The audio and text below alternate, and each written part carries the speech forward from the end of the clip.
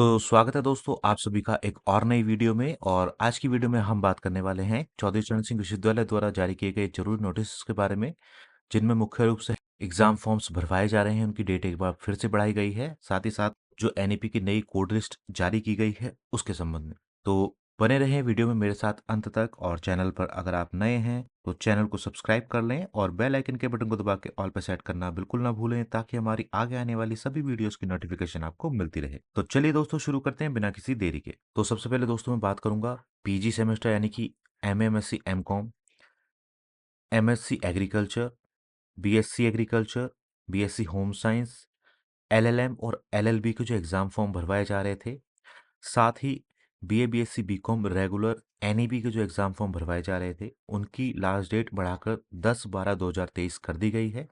अभी परसों ही नोटिस आया था कि जो डेट बढ़ी थी वो 8 तारीख तक बढ़ी थी, लेकिन एग्जाम फॉर्म में काफ़ी दिक्कतों के चलते एक बार फिर से ये डेट बढ़ा दी गई है। तो दोस्तों, आप अपना फॉर्म 10/12/2023 तक भर सकते हैं और उसको 11/12/2023 तक कॉलेज में जमा करना जरूरी है। साथ ही दोस्तों मैं बात करूंगा एनुअल बैक एग्जाम फॉर्म्स के बारे में भी। इनकी डेट भी एक बार फिर से बढ़ा दी गई है। इसमें मुख्य रूप से दोस्तों BA, BSc, BCom regular private annual system और MA, MCom private annual system वाले स्टूडेंट्स के एग्जाम फॉर्म भरे जा रहे हैं बैक के। जिन्होंने अभी पीछे अपनी परीक्षाएं दी थी और बैक आ गई है, उनके केवल ये एग्जाम फॉर्म भरे जा रहे हैं। इसके अलावा दोस्तों प्राइवेट के मेन एग्जाम फॉर्म अलग से भरे जा रहे हैं, उसकी लास्ट डेट 25 दिसंबर है। तो जो बैक के एनुअल के एग्जाम फॉर्म भरे जा रहे हैं उसकी लास्ट डेट भी अब इन्होंने बढ़ाकर 10/12/2023 कर दी है, और आप अपना फॉर्म 11/12/2023 तक कॉलेज में जमा कर सकते हैं। चलिए दोस्तों, अब हम बात करेंगे महत्वपूर्ण विषय एनईपी की कोड बुक के बारे में। तो दोस्तों, विश्वविद्यालय द्वारा बेहद देरी से ये कोड बुक जारी की है।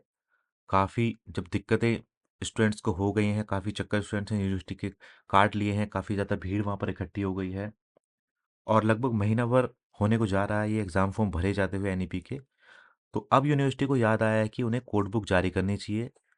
जो उन्होंने गलतियाँ की हैं उसको सही करना चाहिए। देख लेते हैं इस कोड बुक में उन्होंने क्या परिवर्तन किए हैं। इसमें उन्होंने लिखा है कि एनईपी के अंतर्गत संचालित स्नातक पाठ्यक्रम में बीए, बीएससी, बीकॉम के प्रथम सेमेस्टर से छठे सेमेस्टर तक मेजर, माइनर, को करिकुलर और स्किल डेवलपमेंट कोर्स तथा माइनर रिसर्च प्रोजेक्ट विषय तथा उनके कोड इस पत्र के साथ संलग्न हैं। यदि किसी स्तर पर कोई त्रुटि संज्ञान में आती है तो तत्काल अधो हस्ताक्षरी को सूचित करने का कष्ट करें। तो बहुत जल्दी उन्हें याद आ गया कि कोड बुक भी जारी करनी थी उन्हें रिवाइज, जब इतने सारे स्टूडेंट परेशान हो चुके हैं तब।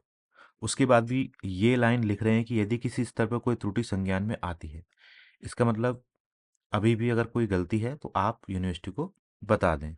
चलिए एक नज़र डालते हैं इस कोड बुक पर। इसमें मुख्य रूप से चेंज इन्होंने क्या किया है। मुख्य रूप से जो चेंज किया है दोस्तों, मैं आपको सीधा वहीं पर ही ले चलता हूँ।